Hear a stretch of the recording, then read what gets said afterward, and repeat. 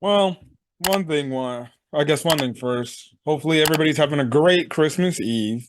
And obviously, hopefully everybody has a great Christmas. So Merry Christmas to all of the families out there and everything. Yeah. Let's talk about this Bears game now. My Uncle Daryl, he couldn't be on the video today because he's busy doing Christmas stuff and everything. But I'm not really gonna talk. To be honest, I don't really feel like I need to talk much about this game. But I'll give my little analysis and my take, and then get up out of here. But the Bears, they beat the Arizona Cardinals by the score of 27. Hold on. 27-16. Um, Look, at the end of the day, a win's a win. You'll take him, but I won't be lying if I said I'm actually quite disappointed. I'm actually quite disappointed. The way this game was going, it's looking like it's going to be a blowout, like just a complete domination of a blowout. And the Bears ended up finding a way to have the Arizona Cardinals hang around and make it a game to the point we were wondering, is the defense going to blow another game again against this very bad our Cardinals team? And is this going to be it? Now, luckily this time the defense stepped up. They got the stop. But just the process, the build up to getting to where this game ultimately ended, it wasn't good. It wasn't good. And all I got to say is this. No player, no coach, and damn near no front office member in that organization that is the Chicago Bears should be proud of this W. They should be disappointed. Honestly, the player press conferences should be we should have beat these guys out. We should have blown these guys out. This game should have been nowhere close. Justin Fields report, since everybody wants to keep bringing it up and it's always a big topic and everything, and his interview we had like a few days ago, it just makes it sound like the dude's gonna be gone. It just sounds like he's gonna be gone. I don't know if he's gonna be gone, but again, like I said, the way he was talking, it just sounds like okay, it doesn't matter what he does. He's definitely gone. The Bears are going to be potentially drafting a quarterback. It would suck to see because, for example, like I got two jerseys, which are Justin Fields jerseys. Oh, man. Justin Fields report. I thought he played all right. I thought he played all right. I thought he was all right. You know, his stat line, let me pull it up. Let me pull it up. Let me pull it up. Um, his stat line was 15 for 27, 170 yards passing, one TD, one interception, and then he had 9 carries for 97 yards rushing. Now, personally, I think that's actually a fine stat line by his case. Obviously, some Bear fans want him to throw damn near over 200 yards, 300 yards every game and shit like that. But to be honest, I thought he played all right. He did enough to have the team win the game. But really he didn't like put a good he didn't do much enough to like actually put the Cardinals out of their misery, essentially. Um Only negative play I could say is the fact that he threw a really bad interception. It was just an underthrown ball. And on that even play, for some odd reason, I don't know why he decided to go to Khalil Herbert, who's running a fucking corner route in the bottom corner of the end zone, when you had DJ Moore running a freaking post route and he was open for that split second, that NFL wide open angle. And you just got to throw it out in front of him, DJ Moore touchdown. But he elected to throw to Khalil Herbert on a running back from the backfield running out to the corner. And I'm like, what are we throwing there? The ball is underthrown. You're throwing to your running back instead of your number one wide receiver, a guy we traded here, And again, it's the stuff. It's the Justin Fields experience. His sometimes his highs are really high and he amazes you, and then sometimes his lows can be low, and you just get those boneheaded plays where you're just questioning yourself like, why? If there was one thing I would say, I don't know why he decided to throw that. There's other throws that I think he could have made. He could have did a better job, like the Velus Jones deep shot. He could have thrown the ball and kept it in bounds instead of throwing it like way out of. I wouldn't say way out of bounds, but out of hands reach of Velus. Like if you're gonna throw that deep pass, keep it in bounds and give your receiver a chance to make a play on that ball and catch it. Like if he throws it accurately enough, Velus Jones probably walks into the end zone for a touchdown if he throws it on the money on an accurate dime and it's in the field of play. Because that ball gets by the two defenders. I don't know. It's ever since they like changed his freaking arm delivery.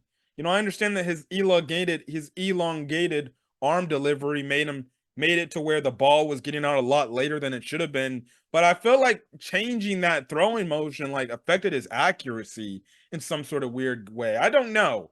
Um, but at the end of the day, he's still got to make accurate throws. Um, he did hold on to the ball a lot, and it was pretty long.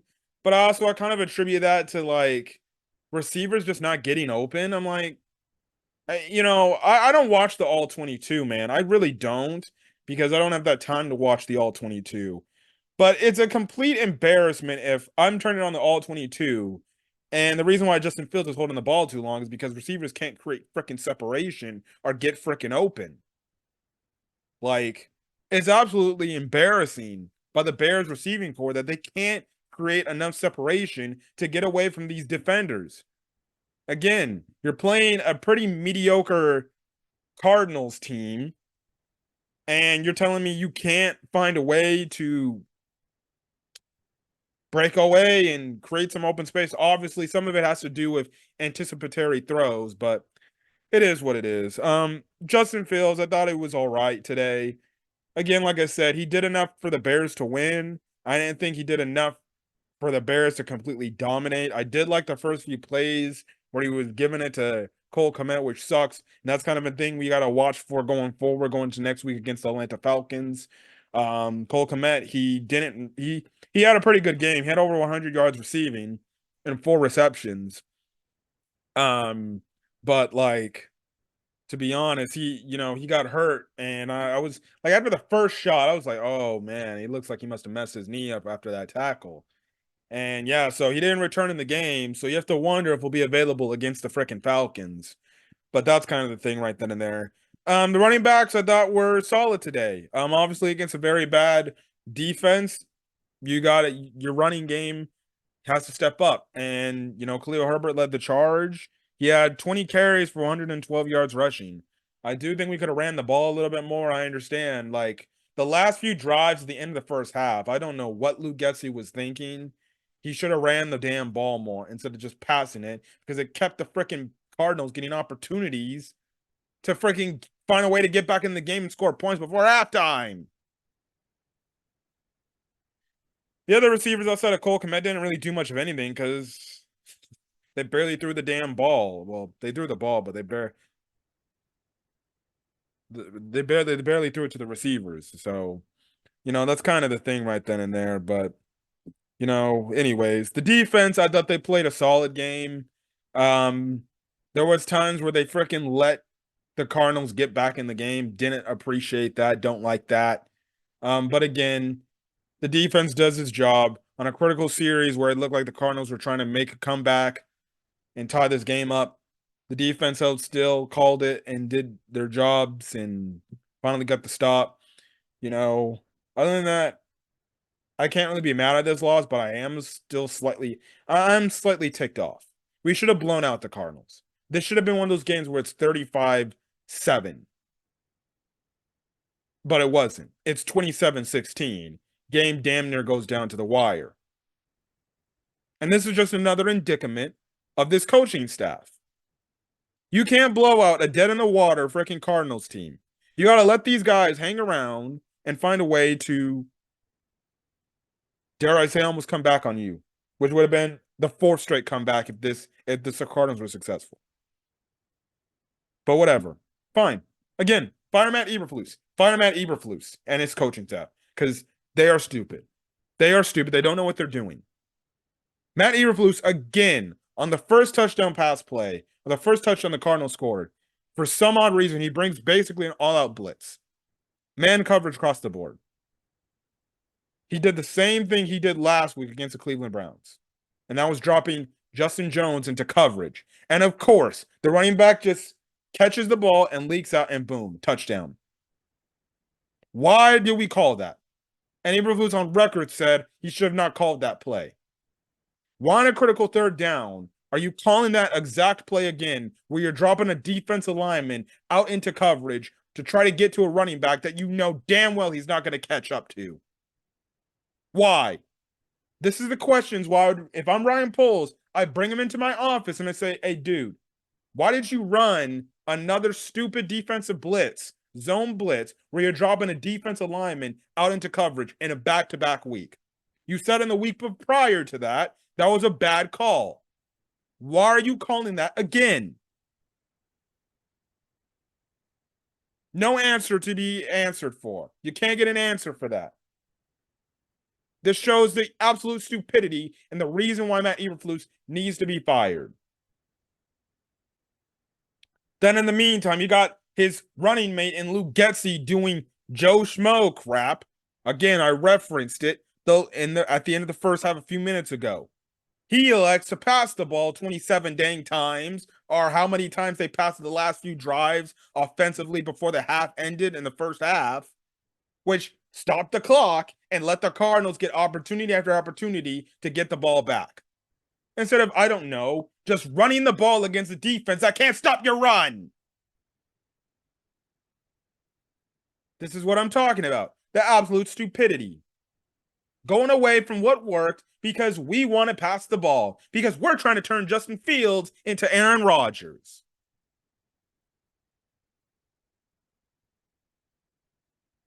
And then late in that freaking fourth quarter, when the Cardinals are making a comeback, this is when this fool starts to do his stupid play calling to almost cost the Bears a game. Third down and short, this man elected to run a dang wildcat formation. And of course, the Bears don't get the first down. You don't even snap it to Justin Fields. Justin Fields is acting as the running back. You know, the same thing people keep making fun of him, saying, oh, he's just a running back. He can't throw. He's a running back. We have freaking Roschon Johnson freaking in the quarterback position with Justin Fields to his freaking right, and Justin Fields is the running back, while Roschon Johnson is essentially the quarterback, I guess. And you run a wildcat play, and of course it gets stuffed. And when I saw that, I'm just like, dude, enough is enough. When are we going to stop this stupid play calling guy? When are we going to fire this guy? When are we going to let him go? After the season's over? See, you know, at that point, I didn't care. I'm like, if the Bears lose, the Bears lose. And hopefully that means first thing on Christmas morning, the Bears fire Matt Eberflus and Luke Getsy. I don't care if it's Christmas tomorrow. I hope if they were to lose this game, I hope they would be fired the following morning. Merry Christmas. I know that sounds kind of effed up. You shouldn't fire somebody on their job on Christmas morning, but geez Louise. I saw that freaking wildcat formation. I'm just like, enough is enough. You got to let go. You got to fire these guys. You got to fire these guys. It's plain and simple. This coaching staff has got to go. I don't care what the hell you do with the quarterback position. These guys have to go. You can't trust Matt. And this is the stupidity. Matt Eberflus has his headset on. He has to have turned the offensive channel on. And you're telling me Matt Eberflus, for a damn fact, literally is like, all right, Getsy, that's fine. Run it. He didn't freaking say, whoa, Getsy, Luke, we're not running no wildcat. Put the ball in your quarterback's hand. I don't care. Otherwise, you run the ball up the middle in I formation. But to see this is how much of a dumbass Matt Eberflus is. He doesn't challenge his OC. He doesn't call a timeout and get in his OC space and say, "We're not calling that play. Get over here. We're calling this play." That's what a head coach does. A head coach freaking makes up for his OC and freaking says, we ain't running that play. Nuh-uh. We're calling timeout. And you say, "Luke, we are not doing that. You either run the ball or you run a read option play. And run the ball under I formation or you run a read option. That's it. No wildcat, no cute stuff." But Matt Eberflus is too soft. He doesn't want to do that. I hope the media will question Matt Eberflus. Was there any hesitancy or any job in your job? And this is what I would do as a reporter. That's one of them number. That would be the one question I would ask him next to that stupid dropping Justin Jones back into coverage play again. I would ask him to specifically. I would literally say, "Luke," I literally say, "Hey, Matt, here's a good question. Do you think you could have done a better job at challenging your OC in terms of the play call on that Wildcat formation? Because that just didn't look right. Was there any thought into maybe calling a timeout and telling Luke to run a different play?" That's not being rude. That's not being sensitive. That's asking the coach, "Hey, did this ever come into your thought of maybe potentially calling a timeout because it just didn't feel right to you or didn't look right to you? And it didn't look like that's a smart play call. Why didn't you do that and you didn't challenge your OC?" But no, we don't want to do that. We're buddy buddies up in here.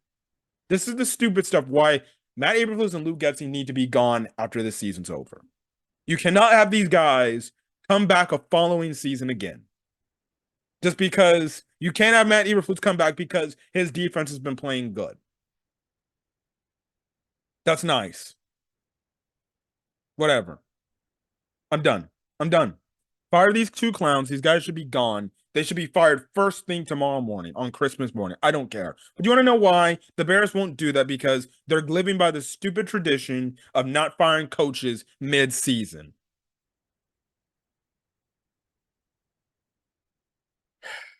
Jeez Louise. I'm done. I'm done. Anyways, I'm gonna get out of here because I'm gonna enjoy my Christmas Eve evening, watch this last football game. Hopefully, the New England Patriots find a way to win the game. Sorry, before I get out of here, I was kind of had to do something for my mom. Anyways, as I was saying, I'm just done. I'm just done.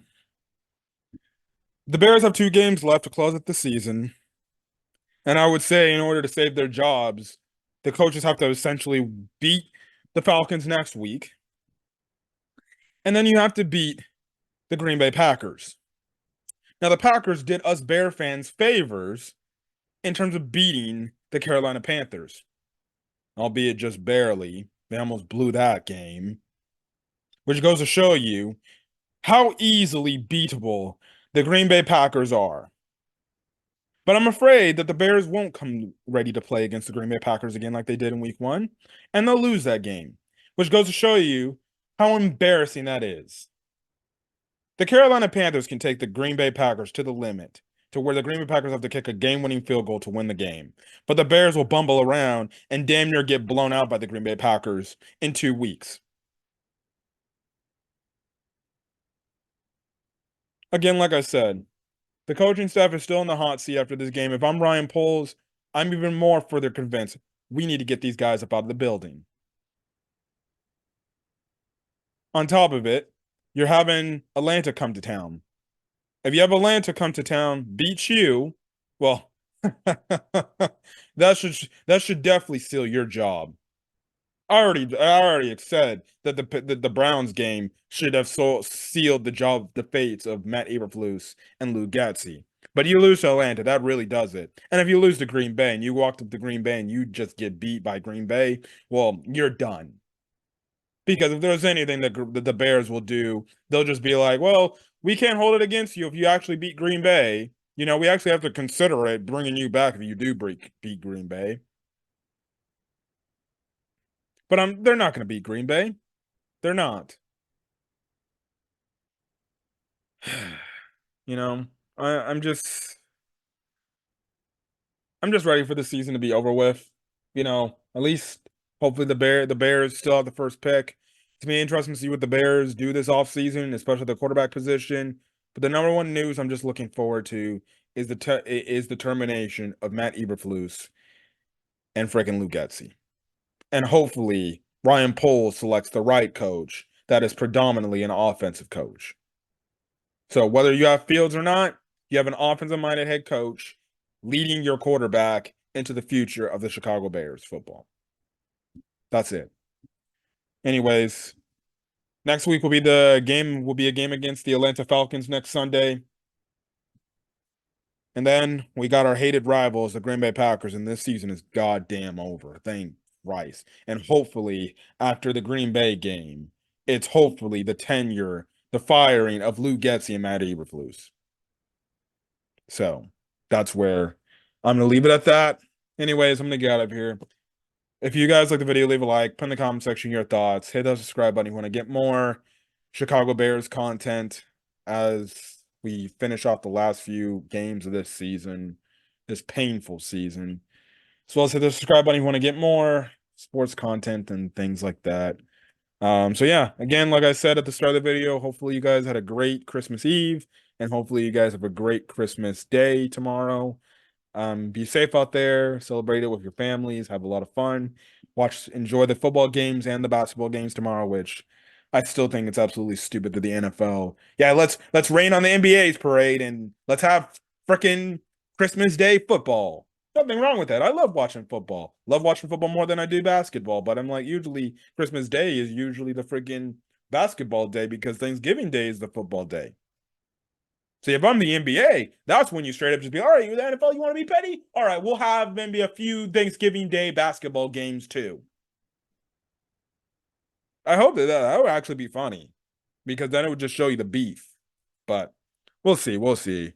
I guess some of the games on Christmas Day tomorrow are gonna be all right. Let's look at the schedule for the Christmas Day tomorrow. Like you got Raiders and versus Chiefs. I guess that's all right. You got Giants at Eagles. But then obviously Monday Night Football game. That's gonna be your primetime game. Sorry to any other basketball game on at that time. My eyes gonna be glued to that screen, which is Ravens versus 49ers. Now that's the game. Now that's a Christmas Day game that I'm talking about. That's what I'm talking.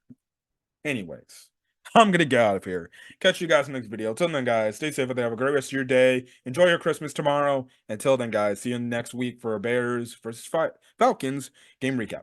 Peace.